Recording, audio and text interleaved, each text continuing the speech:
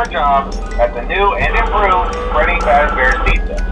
I'm here to talk you through some of the things you can expect to see during your first week here and to help you get started down this new and exciting career path. Now, I want you to forget anything you may have heard about the old location. Some people still have a somewhat negative impression of the company.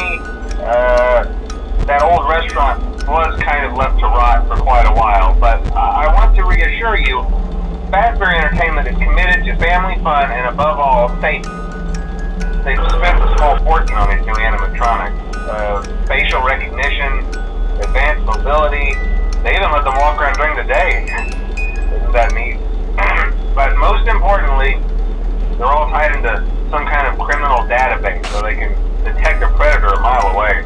Heck, we should be paying them to guard you. Now that being said, no new system is without its kinks. You're only the second guard to work at that location. The first guy finished his week but complained about conditions. We switched him over to the day shift. So, hey, lucky you, right?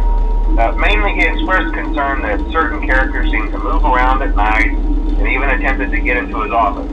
Now, from what we know, that should be impossible. That restaurant should be the safest place on Earth. So while our engineers don't really have an explanation for this, the working theory is that the robots were never given a proper night mode. So when it gets quiet, they think they're in the wrong room. So then they go try to find where the people are, and in this case, that's your office. So our temporary solution is this. There's a music box over by the prize counter, and it's rigged to be wound up remotely. So just every once in a while, switch over to the prize counter video feed and wind it up for a few seconds.